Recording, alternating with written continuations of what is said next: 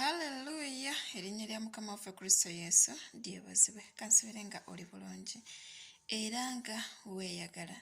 Leero nzikiriza mbeeko ebigambo bye nkubuulira nsobole okusitula ettendo mu ggwe. Olowooza deeper about God essaawa ya leero.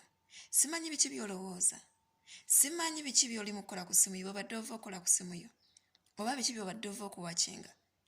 Weewaawo n'ogwa ku vidiyo yange eno, mbadde njagala mukwano ogimpeera akaseera kano at least olowooze ku bigambo bye ngenda okwogera, ogulumize Katonda, obifumiitirizeko deeper for just the moment. Eddakiika emu, eddakiika ebbiri ne weeba sekendi gy'ogulumizaamu Katonda esinga essaawa nnamba simanyi gy'okoleddemu ensimbi eziwera. Just kugulumiza Katonda esinga nnyo kubanga okugulumiza Katonda kikuwa ekifo mu bwakabaka obw'omu ggulu, naye ate eby'obugagga bw'oku nsi bikoma wano ku nsi. Ate eri omubi Sitaani ne kimuluma nnyo kubanga ye ekimusanyusa kwe kulaba ng'ofaayo nnyo ku bikuyamba mu nsi, naye ate eby'omu ggulu ebigenda okugasa ebyo n'akuwugula. Kyovula n'ebiseera ebisinga tunyumirwa nnyo okulaba ebintu ebitatuzimba, naye ebituzimba naddala eby'obwakabaka bwa Katonda ne tulabanga ebitubowa, naye biri ebisesa ebitakwatagana, ebiri awo kuvoola kuvuma kola biki ne tubiwa obudde. Kale eyo si ensonga, yadde nga nsonga oyagadde osaanidde oweetereeze omutima gwo obijje mu kwegomba oba mu kuyaayaana okumanya ebingi ebikwatagana ku bwakabaka bwa Katonda, okuyigirizibwa ennyo omwoyo wo oleme okubula, oleme okuwaba muganda wange. Ekigambo kinjagala sharingako naawe, ogulumize Mukama nga nange bwe nkaabya amaziga mu kusaba, mu kutegeera Mukama, nga ngamba Mukama kiki kyendireetera okwenyumiriza mu bulamu bwange. Bwe ndowoozesa ku kigambo ne ntunuuliramu obulamu obwange, ki ekirindeetera okwenyumiriza ku lw'obulamu bwange nti kino nze nkikoze? Ki kyendirowoozaako ne ŋŋamba Mukama kino, oba ku bwange nze ne ŋŋamba wow, I have done that, neenyumirize? Nedda, wabula kigambo kya Mukama. Mukama y'ayogera kibeere ne kiba. Wanje in the beginning, bwe tugenda mu kitabo kya Yokaana chapter 1 verse 1, olubereberye waaliwo kigambo n'aba awali Katonda, kigambo n'aba Katonda, kigambo n'aba awali Katonda, kigambo n'aba Katonda yennyini. Ne bwe tugenda mu kitabo eky'olubereberye agamba tewali byatondebwa awatali ye, noza olunyiriri olwokubiri. Naye bwe tugenda mu kitabo eky'olubereberye era batulaga entandikwa y'okutondebwa kw'ebintu. Mukama Katonda n'ayogera, wabeewo kino ne kibaawo. Bwe tugenda mu kutondebwa kw'omuntu, bwe tuba nga twali myoyo, nga tuli mu bwakabaka obw'omu ggulu kye tuba tuddayo eri, bwe yateesa atonda omuntu yayogera, yateesa mu mutima gwe, kyali kigambo mu ye ne kifuuka ekikolwa. Mu ye ekigambo ekyayifuluma mu ye, kubanga ne bwe tuba ffe tusooka kulowooza then ne tujja ne tukola.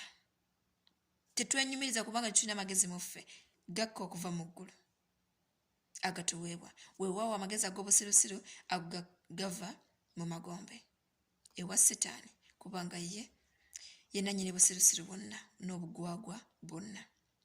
Kigambo, ndi ku kigambo. Mukama n'ateesa twava mu ggulu, emyoyo gyaffe gyava mu ggulu, mu ye mu kwogera kigambo wabeewo gwe, wabeewo nze, n'obeerawo. N'ateesa nti gwe genda mu lubuto lwa maama wo n'obeerawo, okusinziira ku process gye yateekawo ozaalibwe mu ngeri abantu gye balina okuzaalibwamu. N'ateesa omwoyo wo, emyoyo mingi gye giri egitannaba kujja ku nsi, naye n'ateesa nti kati gwe ennaku z'omwezi zino gwaba agenda mu lubuto lw'oyo omukyala olw'okuba nti omusaayi gulinga bwe guli n'olabikisibwa ng'ofaanana omusaayi gwa maamawo oba omusaayi gwa taatawo. Haleluya. Ekigambo ne kyogera ggwe jangu n'obeera mu lubuto lwa maama we okumala ebbanga. Kigambo n'ayogera nti kati ogenda kufuluma, n'ofuluma lowooza nti abamu bafa. Yayogera yateesa, yasalawo. Kigambo mu ye n'ayogera nti kati obeerewo, yadde nga biringa ebiriwo ku lwala kola biki bingi bye tuyitamu, naye kigambo yanywera n'agamba nti olibaawo n'obeerawo. Kigambo n'ateesa, kati kino kye kigenda okubeerawo, kati kino ky'ogenda okuyitamu, kati kino ky'ogenda okutuukako, kino kigambo yateesa.